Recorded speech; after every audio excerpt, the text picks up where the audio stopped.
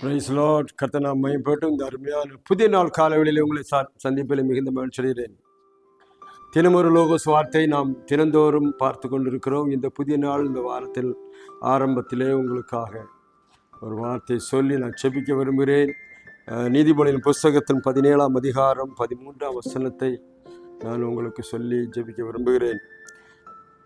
நீதிமொழிகள் 17:13. நன்மைக்கு தீமை செய்கிறவன் எவனோ அவன் வீட்டை தீமை நீங்காது. அவனை வீட்டை விட்டு தீமை நீங்காது.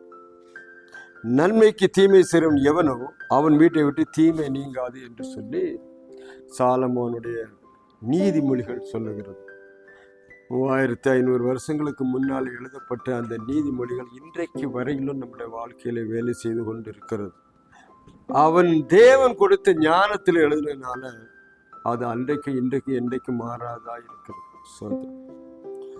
இன்னைக்கு அவன் வீட்டை விட்டு தீமை, சில வீட்டை விட்டு தீமை ஏன் நீங்கவில்லை?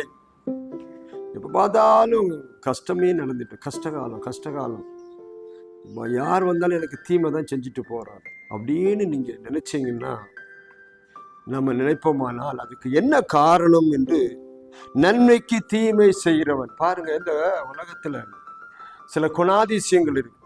என்ன குணாதிசயம்? ஆண்டோட குணம் என்ன, பிசாசின் குணம் என்ன, மனுஷனுடைய குணம் என்ன, 3 விதமா பிரிக்கலாம். பாருங்க, மனுஷனுடைய குணம் என்ன தெரியுமா? நன்மை செய்தால் நன்மை செய்வான், தீமை செஞ்சா தீமை செஞ்சிருவான். அதான் மனுஷன். ஆனா ஆண்டுடைய குணம் என்ன தெரியுமா? நம்ம தீமை செஞ்சாலும் அவர் நன்மை செய்வார். அதுதான் ஆண்டுடைய குணம். ஆனா பிசாசின் குணம் என்ன தெரியுமா? நம்ம நன்மை செஞ்சு அவன் தீமை செய்வான். நன்மைக்கு தீமை செய்ய குணம் எங்கே இருந்து வருகிறது அப்படின்னா, அது பிசாசின் குணம். அது அநேக மக்களுக்கு அது ஃபாலோ பண்ணிட்டு இருக்கிறாங்க. நம்ம ஏதாவது ஒரு மனுஷன் நன்மை செஞ்சு அவனுக்கு மறுபடியும் தீமையே செய்வான். அது ஏன்? அப்போ ஒரு மனுஷ குணத்துக்கு மேல ஒன்று வருதுன்னா பாருங்க என்ன. அதனால ஆண்டவர் சொன்னாரு, உன்னுடைய தீமையை பாருங்க நன்மையினாலே வெல்லுன்னா. புதிய வாசிக்கும்போது தீமை நன்மையினாலே வெல்லு. அப்போ ஆண்டவர் என்ன சொல்லுகிறார் பாருங்க, நம்ம தீமைக்கு தீமை செய்யாதபடி. பழைய ஏற்பாட்டு காலத்துல 10 கமாண்ட்மெண்ட்ஸ் கொடுக்கும்போது அன்றைக்கு இருந்த காரியங்களை பார்க்கும்போது ஆண்டவர் ஒரு 10 கட்டளை கொடுத்தார். 10 கட்டளையில மற்ற அநேக சட்டத்திட்டங்கள், அநேக ரிச்சுவல்ஸ் பத்தி நிறைய காரியம் சொல்லும்போது, கண்ணுக்கு கண் பல்லுக்கு பல்லும்பார். கண்ணுக்கு கண்ணுன்னா நீ கண்ணை குத்துற நீ கண்ணை குத்திரும்பார். அவ்வளவுதான். ஏன் அப்படி கொடுத்தாருன்னா, அன்னைக்கு கண்ணை குத்துனா அந்த கிராமத்தை அழிச்சிருவாங்க. அப்படிப்பட்ட ஆளுங்க. ஒரு ஆள் கையை வெட்டினா அந்த கிராமத்தை எல்லாரும் கையை வெட்டி தள்ளிடுவாங்க, சாவடிச்சிருவாங்க. அதனாலதான் ஆண்டவர் இவங்களுக்கு இந்த சட்டம் கொடுக்கும்போது கண்ணுக்கு கண்ணு பல்லுக்கு பல்லு அப்படின்னாரு. இப்ப அதையத்தான் சில கண்ட்ரீஸ்ல ஃபாலோ பண்ணிட்டு இருக்கிறாங்க. இருக்கட்டும். ஆனா ஆண்டவர் இயேசு வந்த பிறகு என்ன சொல்றாரு? நீ என்ன செய், அவன் தீமை செய்தால் அவனுக்கு நன்மை செய், தீமையை நன்மையினாலே வெல்லு அப்படின்னு சொல்லி புதிய ஏற்பாட்டுல நிருபங்கள்ல வாசிக்கிறோம். ஸோ அதனால இன்றைக்கு நம்முடைய வாழ்க்கையில ஏன் தீமைகள் வந்து கொண்டிருக்கிறது, ஏன் தீமைக்கு மேல தீமை நடக்குன்னா, நாம் நன்மை செய்யவில்லை. நன்மைக்கு தீமை என்னைக்கோ செய்து கொண்டிருக்கு. நாம என்ன செய்யறோம் என்று நமக்கே அறியாம தான் செய்துகிட்டு இருக்கோம். ஸோ அதை ஆண்டு என்ன சொல்றாரு? நன்மைக்கு தீமை செய்யறவன் எவனோ அவன் வீட்டை விட்டு தீமை நீங்காது. அங்கே படுத்திருக்குமா.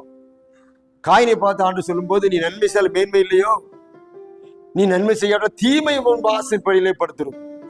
ஸோ இந்த நாட்கள் அருமையான இது கால வேளையில நன்மை செய்ய படிப்போம், நன்மை செய்வோம். எல்லாருக்கும் நன்மை செய்யும். விசேஷமா விசுவாச வீட்டாருக்கு நன்மை செய்யும்.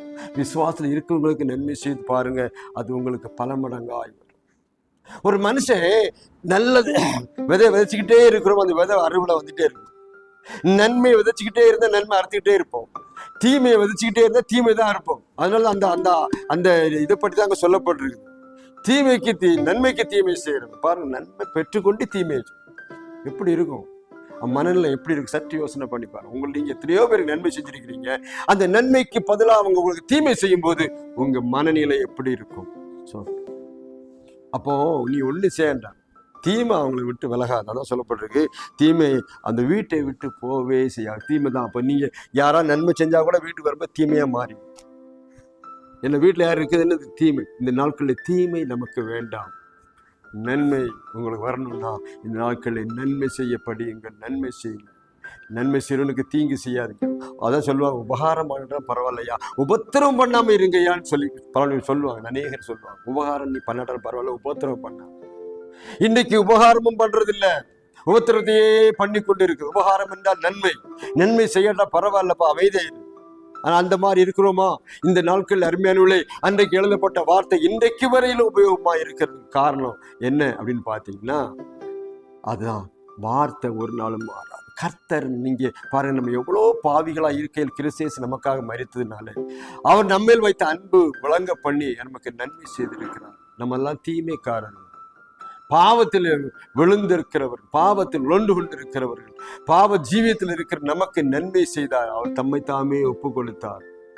பாரு, அந்த மாதிரிதான் தப்பு பண்றவங்களுக்கு முன்பாக நன்மை செய்து அதை மாற்றுங்க, வெட்கப்படும்படியாய் நன்மை செய்யுங்கன்னு சொல்லப்பட்டிருக்கு. அதனால இந்த நாட்கள் அருமையானவர்களே, நீங்கள் நன்மைக்கு தீமை செய்யாதீங்க. கர்த்தருடைய பிள்ளைகளாக இருப்போமானால் நீங்கள் தீமைக்கு நன்மை செய்ய இந்த காலையிலே ஒப்பு கொடுங்க. கர்த்தர் ஒரு குடும்பத்தை கைவிட மாட்டார். நன்மை செய்கிற ஒருவனும் கெட்டு போனதில்லை.